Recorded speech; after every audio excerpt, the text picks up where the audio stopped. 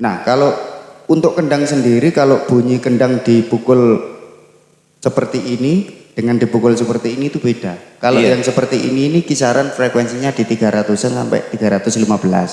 Tapi kalau yang di sini ini kisaran antara 200 sampai 225.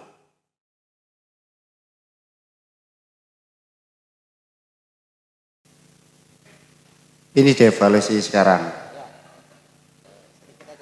Oh ya. Ya. Mungkin untuk teman-teman mungkin bisa diteliti kembali. Mungkin untuk yang jauh lebih kesulitan, misalkan untuk kesulitan di akustik, bisa diselesaikan dulu akustiknya, baru nyusul elektrik. Di sesi ini barangkali ada yang ditanyakan atau terkait di praktek live mixing ke yang bersangkutan. Silakan. Monggo. Apa mau ngopi?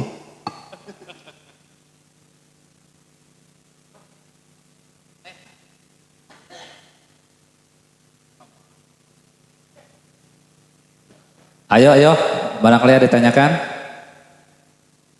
terkait praktek live mixing, misal cara setting kick atau apa, silakan. Cik. Ini sedikit Mas Dodot, ada sedikit minta saran. Membuat karakter kendang tak atau dut gitu ya, biasanya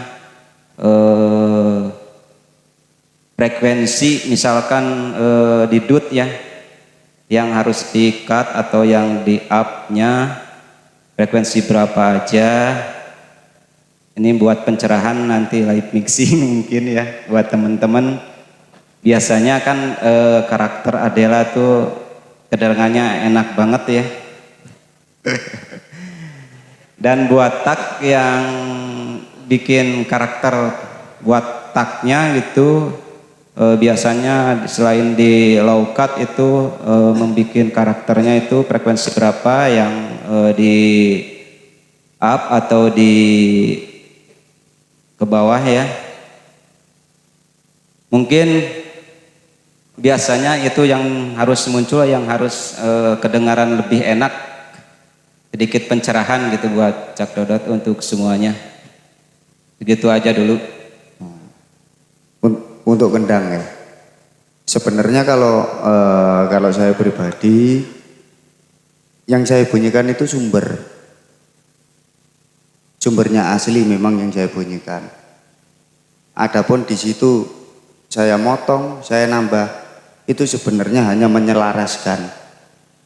Yang terlihat gede saya potong, yang bunyinya kecil saya naikkan. Nah, kalau untuk di Adela sendiri kecenderungan untuk Cak Nobi itu bunyi duknya kendang ini dia jauh lebih kecil, ya, daripada bunyi yang gede. Jadi secara otomatis saya harus nurunkan yang bawah, itu saya turunkan. Yang bunyinya duk kecil itu saya naikkan. Itu di area kisaran 300, frekuensi 200. Nah, kalau untuk kendang sendiri, kalau bunyi kendang dipukul seperti ini dengan dipukul seperti ini itu beda. Kalau yang seperti ini kisaran frekuensinya di 300-an sampai 315. Tapi kalau yang di sini ini kisaran antara 200 sampai 225. Iya. Iya. Ya itu kan standar dut itu kan ada dut ketuk, ada gitu ya. Iya. Gitu. Nah itu yang bunyi di situ itu yang pelan. Iya. Bunyi di situ itu yang pelan, makanya saya naikkan bunyi di situ. Itu yang bunyi di situ itu antara frekuensi 200. kisaran 200 225. Iya.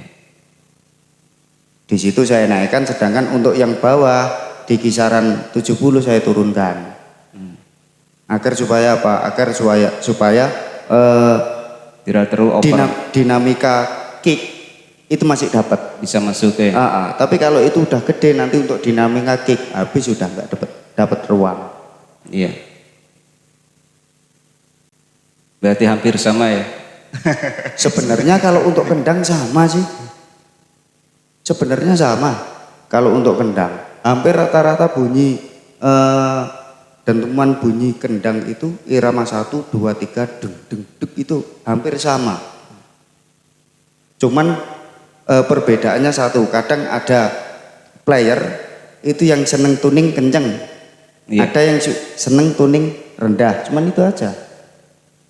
Nah naik turunnya misalkan di angka 80, 125, 200 misalkan ya. Berarti kalau misalkan dia nanti kenceng, ya harmonik dari 3 ini dia akan bergeser secara otomatis. Karena dia mukulnya tempatnya tetap, cara mukulnya tetap, tapi tunnya yang berubah. Jadi secara otomatis pergeseran ini akan sama. Himpitan antara frekuensi yang pertama muncul dengan kedua setelah tuning itu dinaikkan akan sama.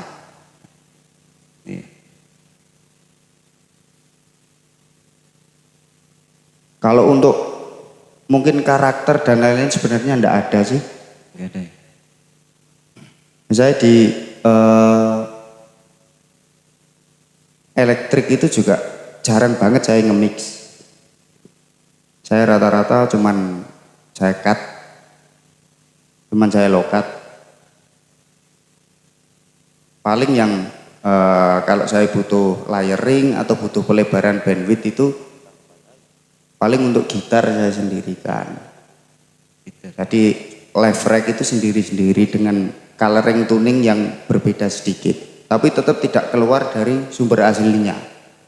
Cuman itu aja. Mungkin untuk channel yang satu lebih nonjol di mid high, untuk yang satu lebih nonjol di mid low, cuman gitu aja. Selain itu enggak ada. Udah cukup Cak, kita break asar dulu ya. Siap. Break asar nanti takutnya gak enak. Waktunya adzan asar, kita masih berjalan acara. Untuk Mas Herman terima kasih partisipasinya, untuk Cak Dodot dan untuk penjelasannya sangat terima kasih.